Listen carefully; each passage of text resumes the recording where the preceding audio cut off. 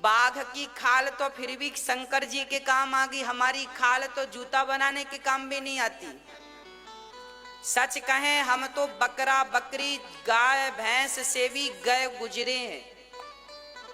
गाय का गोबर काम पे आता है, आदमी का गोबर कहाँ काम पे आता है ना। गाय की खाल काम पे आ जाती है। भाई बकरा बकरी की खाल से ना ढोलक तबला बनता है, बकरा बकरी के ऊंट की खाल से तबला बनता ना, ढोलक तबले की चाटी इत्यादि बनती है। हमारी खाल से तो तबला भी नहीं बजेगा, बजेगा। तो अब ये बताओ कि उनकी तो खाल भी काम पे आती है, उनका तो गोबर भी काम पे आता है, हमारा तो कुछ भी काम पे नहीं। तो हम उनसे भी निकृष्ट हैं कि नहीं? यदि हम भगवान का नाम लेकर सेवा करके भक्ति करके अपना कल्याण कर लें तब तो हम उनसे श्रेष्ठ हैं। और यदि हमने सेवा नहीं किया, इन हाथों से हमने भक्ति नहीं करी, इस जिह्वा से नाम नहीं जपा, तो फिर हम तो उनसे भी निकृष्ट हो गए। यदि आपको उनसे श्रेष्ठ बनना है तो परमार्थ करके ही आप श्रेष्ठ बन सकते हैं, नाम जप के ही भक्ति करके ही श्रेष्ठ बन सकते हैं, नहीं तो हम उनसे गए गुजरे तो हैं ही, है ना। इसलिए शंकर जी बहुत बड़ा मैसेज। अच्छा, शंकर जी की बारात पहुंच गई।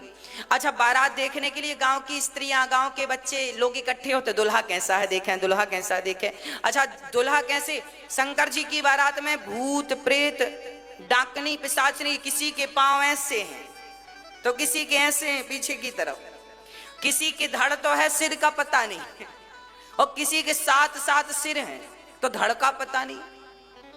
अब बारात जब पहुंची तो सबसे पहले भूत प्रेत पहुंच गए। गांव के जितने बच्चे दुल्हा देखने आए थे, ओ हो, जैसे ही भूतों को देखा भागे, मैया मैया बचाइयो, आज बच गए तो कल रहेंगे नहीं, तो गए काम से। क्यों बेटा, क्या हुआ? अरे मैया, काल आ गया हमें मारने, अब कोई बचेगा नहीं। अब तो सारे भूत प्रेत आए और एक भूत जिसका सिर नहीं था, उसका धड़ ही धड़ था, उसने पूछ लिया गांव वालों से, सुनो हमारी रहने की व्यवस्था कहाँ है? जिससे पूछा उसके प्राण से निकल गए। कहाँ बताएं कि कहाँ रहो तुम। अब और तो और जब पंगत लगी तो पत्तल परोसने वाला कंफ्यूज था। क्यों कंफ्यूज? अब जिसके धड़ था उसे क्या पत्तल परोसे, और जिसके सर था, केवल एक सिरवस था, जस दुल्हा तस बनी बराता, को मुखहीन, लिखा रामचरितमानस में। जिसका केवल सिर था उसे तो पत्तल परोस की, पर धड़ बाजू में बैठा था। अब पत्तल परोसने वाले ने सोचा इसे परोस सके नहीं और नहीं परोसे तो पकड़ ले। अच्छा चलो, यहां तो समस्या हो गई, चलो सबको परोसा, पर आगे चला तो 7 सिर एक जन के। अब उसको लगा एक पत्तल रखूं कि 7 रखूं, एक पत्तल से काम बने। अब इसके 7 सिर हैं। अच्छा बताओ, आप लोगों के 7 सिर होते तो कितने पत्तल लगते आपको?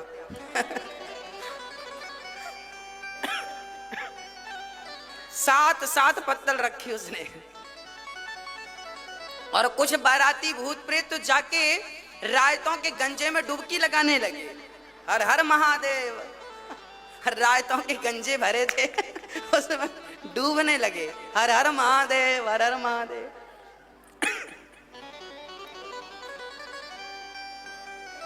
ऐसी बारात जब माता पार्वती की मां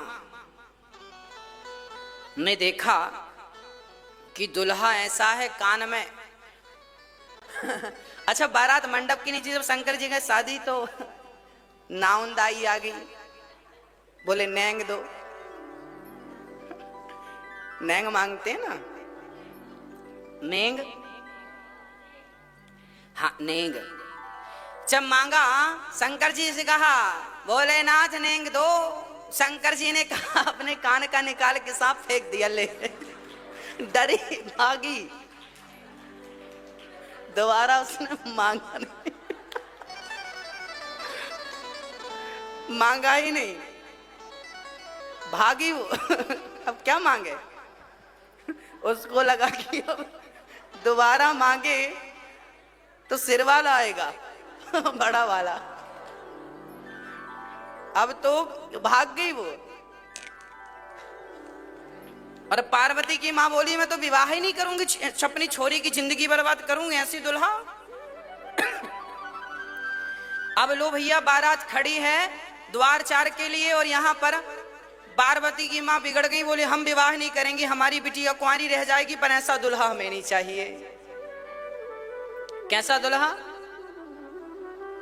बोले ऐसा सांप कोई लपेटता है, मृगछाला लपेटता है कोई बाघांबर।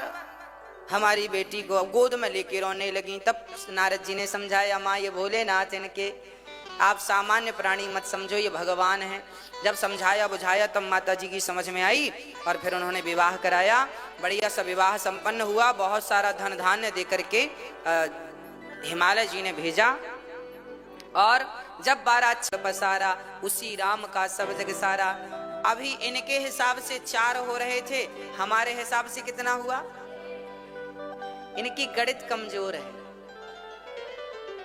हिसाब किताब करना नहीं आता। अरे राम 4 नहीं है मेरी माँ, राम तो 1 है, आपका गणित कमजोर है।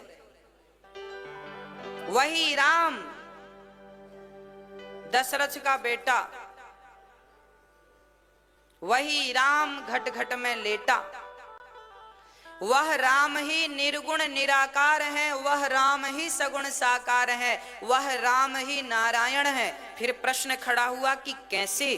तब शंकर जी ने पार्वती का प्रश्न सुनकर बड़े गदगदवास, देवी आपने तो हमारे ऊपर बड़ा उपकार कर दिया। उपकार किस बात का? बोले इसी बहाने अब हमें कथा सुनाने का मौका मिलेगा। सुनो। प्रणाम करते हैं राम जी। राम को प्रणाम करके शंकर जी कहते हैं मंगल भवन आ मंगलहारी, द्रवऊ सुदशरथ अजीर बिहारी। करि प्रणाम राम ही त्रिपुरारी, हरसि सुधा सम गिरा उचारी। धन्य धन्य गिरिराज कुमारी, तुम समान नहीं को उपकार। तुम्हारे जैसा मुझ पर उपकार करने वाला को देखिए, जब कोई भगवान की कथा पूछता है भगवान के बारे में, जैसे आपने हमसे भगवान के बारे में पूछा तो आपने अपना उपकार तो किया, पर हमसे भगवान के बारे में पूछकर आपने हमारा भी उपकार कर दिया। ये बड़ी बात है। जब श्रोता, जब आप लोग कथा करवाते हैं ना, तो आप पर तो उपकार ठाकुर जी करते ही हैं, आपके माध्यम से हम पर भी उपकार ये होता है। अब देखो, हमसे राम कथा आती नहीं है। हमारी मैया जी ने बोला गुरुजी, हमने कहा मैया जी भागवत सुन लो। बोले नहीं, हमें तो राम कथा ही सुननी है। हमने कहा आती नहीं है। उन्होंने कहा जैसी आए आप सुनाना, पर हमें राम कथा सुननी है। तो कहने का अर्थ यह है कि जब आप कथा सुनने की इच्छा करते हैं तो आपने सुनने की इच्छा तो की, पर आपने अपने ऊपर उपकार तो किया, पर हमें सुनाने का अवसर देकर हमारे ऊपर बहुत बड़ा उपकार कर दिया। यही उपकार है। पार्वती से शंकर जी कह रहे हैं कि आपने हम पर उपकार कर दिया। कौन सा उपकार? जो राम के बारे में पूछ लिया। और सबसे बड़ा उपकार, ये जो लोग राम जी की कथा सुन रहे हैं और आनंदित हो रहे हैं, ये उपकार, इन पर भी आपने उपकार कर दिया। तो कथा कराने वाला जब एक बार कथा कराता है तो वो करोड़ों लोगों पर जो जो कथा सुनते हैं उन पर वह उपकार करता है। इनके माध्यम से सब कथा सुन रहे हैं, ये उपकार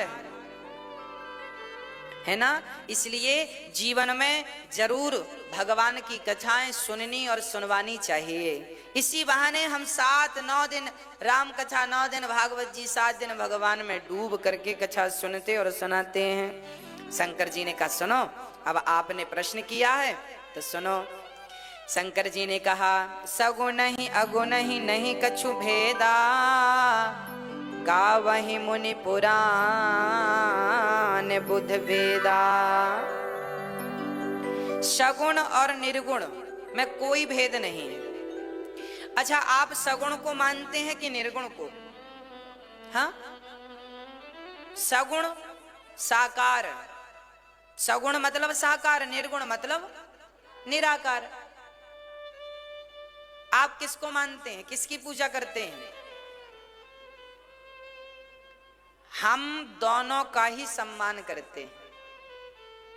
सगुण ही अगुण ही, नहीं कछु भेदा, ये लिखा है तुलसीदास जी ने बालकांड के दोहा नंबर 115, उसकी पहली दूसरी चौपाई। गोस्वामी जी सगुण नहीं अगुण नहीं, सगुण नहीं अगुण नहीं, नहीं कछु भेदा, गावहि मुनि पुराण बुध वेदा। अगुण अरूप अलख अज जोई, भगत प्रेम बस सगुण सोई।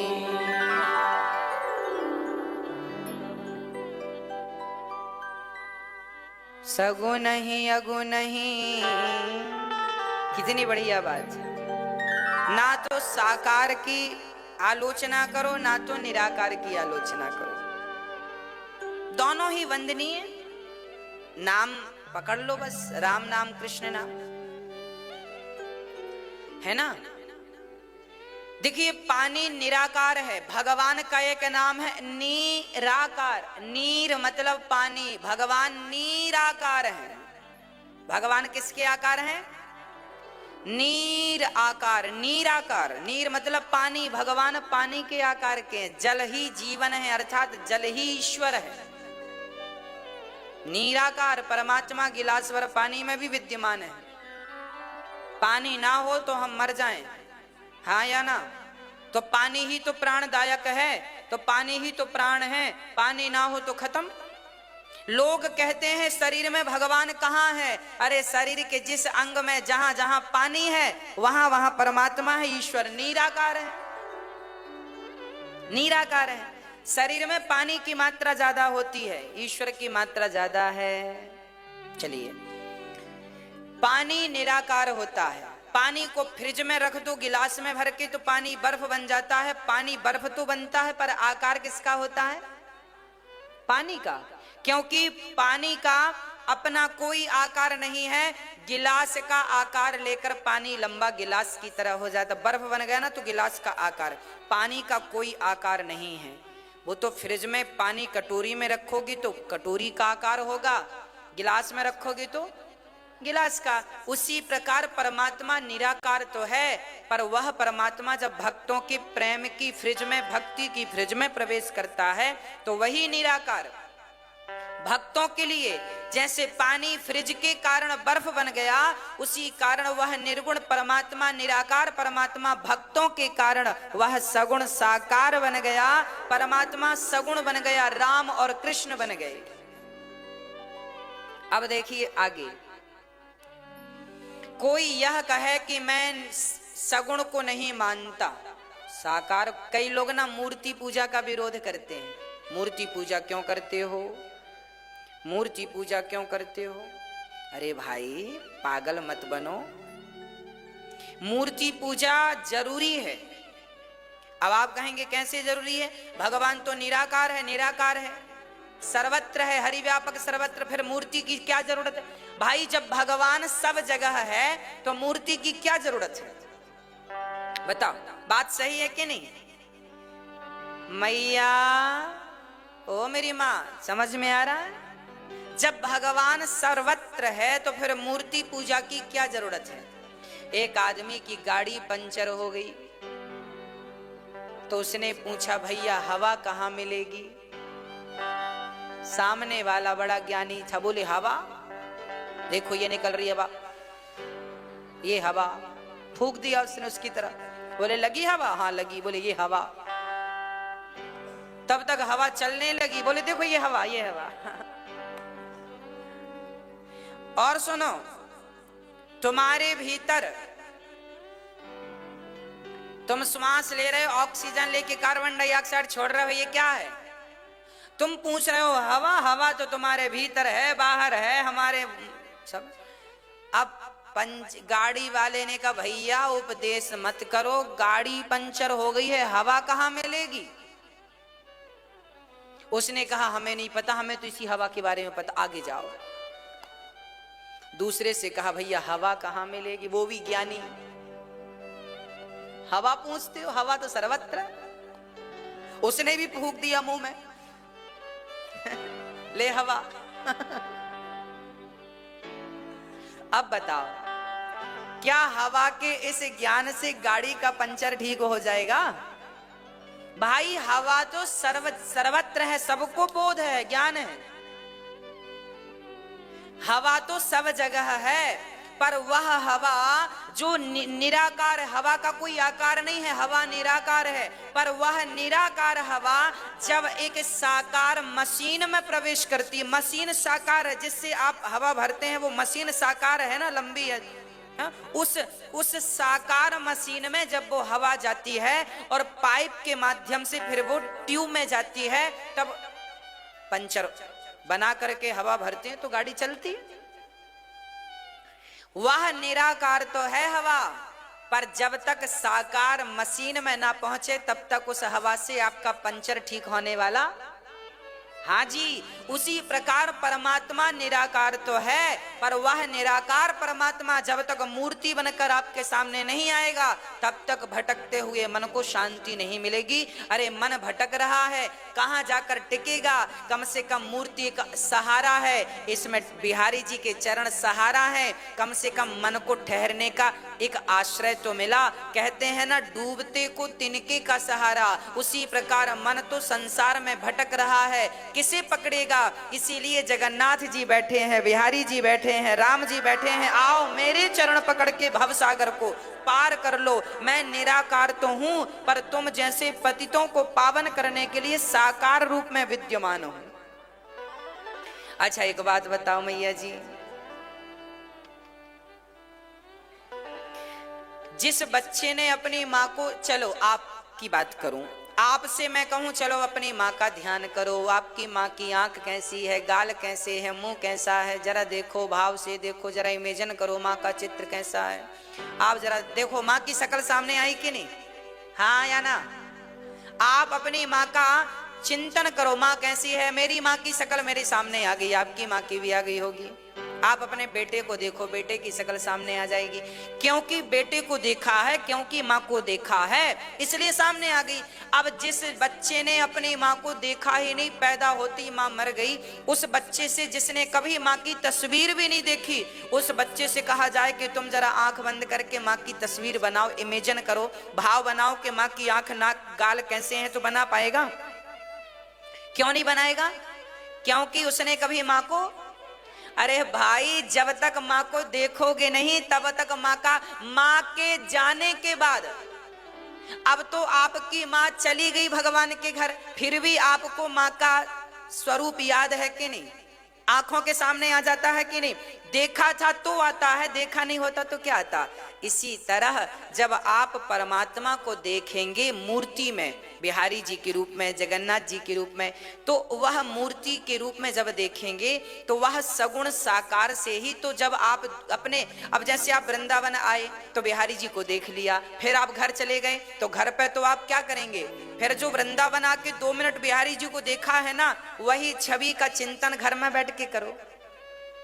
उसी रूप का ऐसे बिहारी जी थे, हम ऐसे देख रहे थे, उनके आंखें ऐसी थी, बाल ऐसे थे, गाल ऐसे थे। हाँ, जगन्नाथ जी के हाथ ऐसे थे, मुंह ऐसा था, नाक ऐसी थी।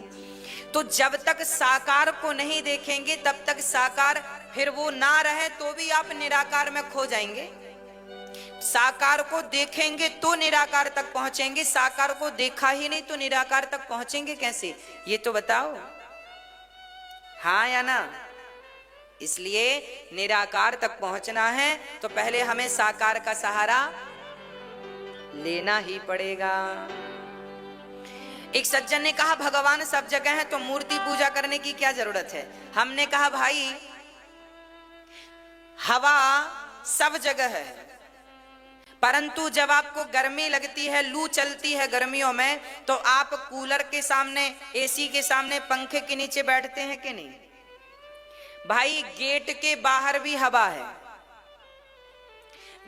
गेट के बाहर भी हवा है और गेट के भीतर एसी की हवा है, तो बाहर की हवा ज्यादा अच्छी लगेगी कि कूलर की हवा अच्छी लगेगी, बोलो।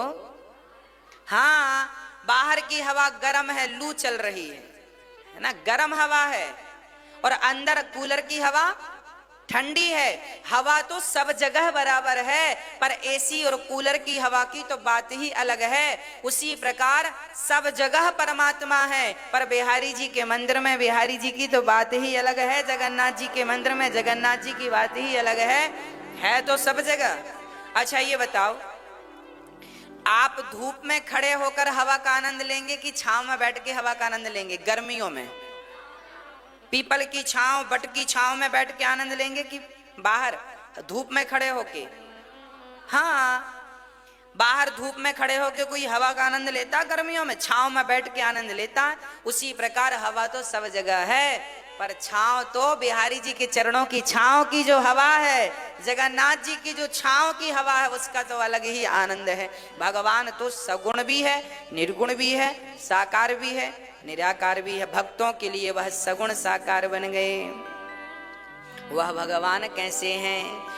बिनु पग चलहि सुनहि बिनु काना, कर बिनु करम करहि विधिना। वो भगवान बिना कान के चलने वाले हैं देवी, बिना आंख के देखने वाले हैं। भगवान इस धरती पर अवतार लेते हैं। कब अवतार लिया भगवान ने?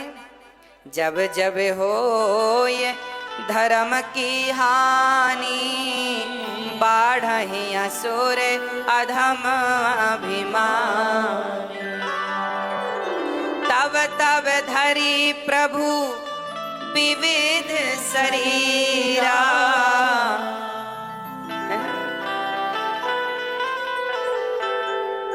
हरहि कृपा निधि साजन पीरा। जब जब इस धरती पर परित्राणाय साधूनां विनाशाय च दुष्कृतां, धर्म संस्थापनार्थाय संभवामि युगे युगे। क्या हुआ? भगवान बिना कान के सुनते हैं। ये राम जो है ना, यह भगवान नारायण ही राम है। ये बिना कान के सुनने की ताकत रखते हैं। अच्छा, बिना कान के कोई सुनता है?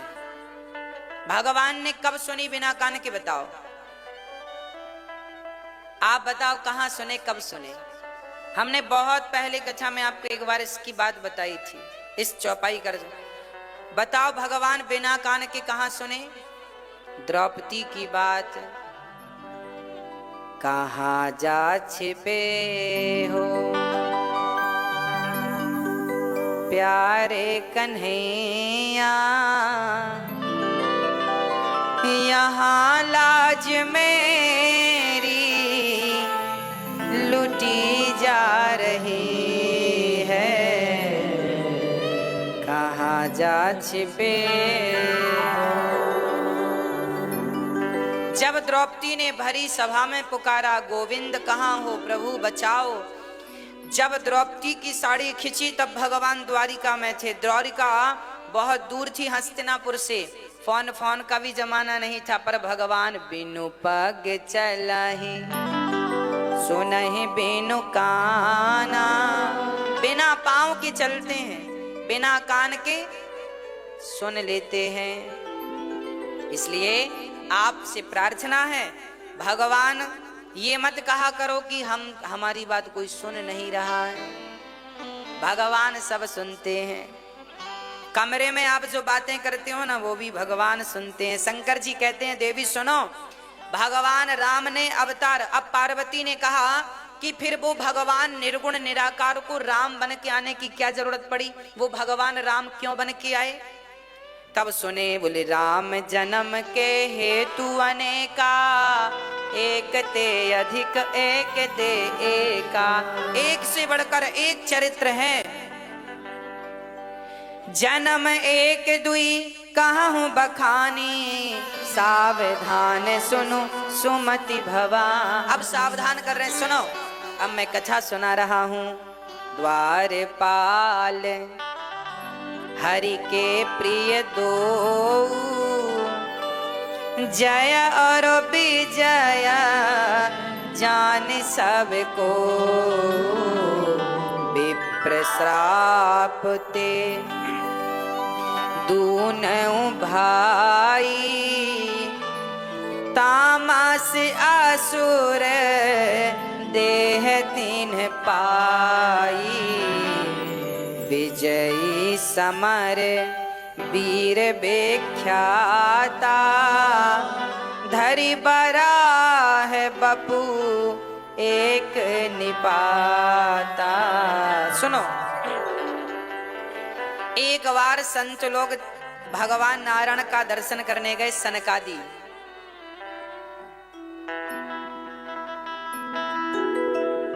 एक बार भगवान जय और विजय सनकादि, जय विजय भगवान नारायण के पार्षद थे, द्वारपाल। एक दिन सनकादि गए तो द्वारपालों ने रोक दिया, अंदर मत जाइएगा।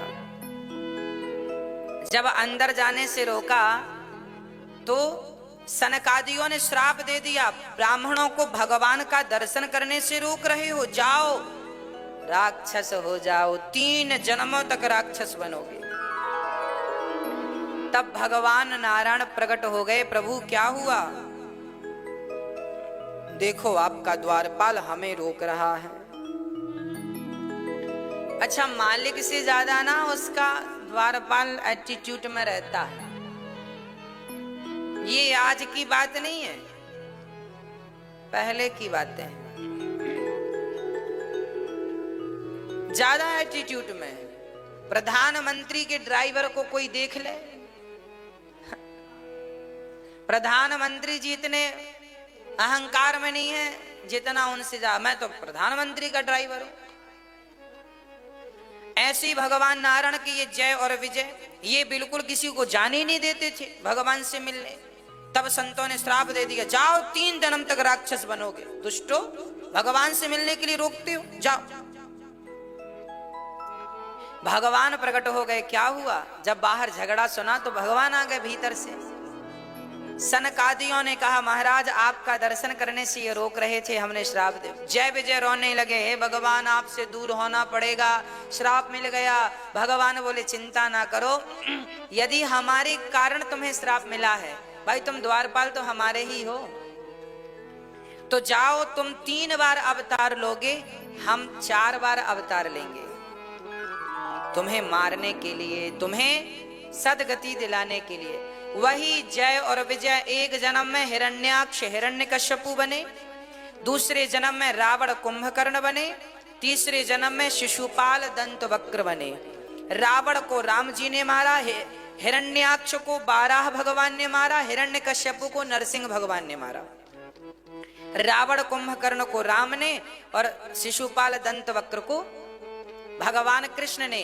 तो एक बार श्राप लगा तो भगवान राम उस रावण को मारने के लिए, जो उनका द्वारपाल था, उनके लिए भगवान को राम बन के आना पड़ा। एक कारण तो राम के अवतार का ये है। दूसरा अवतार सुनो, दूसरा अवतार है कश्यप अदिति।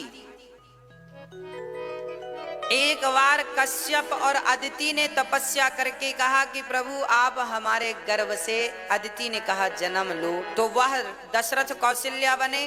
तो उनके वरदान को पुष्ट करने के लिए भगवान राम ने अवतार लिया। तीसरी बार, एक बार भगवान श्री राम इसलिए धरती पर आए क्योंकि एक जालंधर नाम का राक्षस था। जलंधर, आज भी पंजाब में जलंधर है, शहर का नाम है जलंधर। जलंधर नाम का जो शहर है जलंधर के नाम से बना है। जलंधर की पत्नी का नाम था वृंदा। वृंदा मतलब तुलसी। तो जलंधर से शंकर जी ने युद्ध किया, पर ये मरता ही नहीं है ना। अब मरता ही नहीं, मरता ही नहीं। तब इसलिए नहीं मर रहा था क्योंकि इसकी पत्नी बड़ी पतिव्रता थी। तब भगवान नारायण जलंधर का रूप बना करके और वृंदा के पास गए। वृंदा का वो दिया लेकर खड़ी थी, दिया बुझे तो पति मरे पर दिया बुझता ही नहीं, उसके पातिव्रत धर्म से वो जल रहा था। तो जलंधर आ गए, भगवान जलंधर बनकर आ गए। वृंदा को लगा मेरे पति आ गए हैं, तो दिया उन्होंने रख दिया, दिया बुझ गया। शंकर जी ने जलंधर को मार दिया। जलंधर मरा तो सती परेशान होने लगी, प्रभु आप तो पतिव्रता नारियों का पातिव्रत बचाते हैं, आपने तो मेरा लूट लिया। तब भगवान ने कहा देवी मजबूरी थी, आपकी शक्ति का वह दुरुपयोग कर रहा था। जब कोई व्यक्ति शक्ति का दुरुपयोग करता है तब मुझे आना पड़ता है, छल से ही सही, पर मुझे धर्म की स्थापना करनी पड़ती है। अब मैं क्या करूं? वृंदा ने कहा आप मेरे पति बनकर आए हो, सो मेरे पति बन के रहो, कहीं मत जाओ, और मेरे पति को आप अपने हाथ से मारकर उसको गति प्रदान करो। तब भगवान नारायण ने कहा इस जन्म में तो मर गया, अगले जन्म में अब ये रावण बनेगा, फिर मैं राम बन के इसको मारूंगा, तुम्हारा वचन पूरा करूंगा। और सुनो, अब तुम तुलसी बन जाओ, हम शालिग्राम बन जाते हैं, और तुम कहती हो साथ में रहो तो हम तुम साथ में रहा करेंगे। जहां शालिग्राम वहां तुलसी। तो एक कथा ये है कि इसके कारण, जलंधर के कारण भगवान को एक बार राम बनकर, ये राम जन्म के हेतु है, राम जन्म के हेतु अनेका। राम धरती पर क्यों आए, किस कारण अवतार लिया, उसके कारण बता रहे हैं शंकर जी पार्वती से। सुनो, एक बार की बात है, नारद श्राप है ना।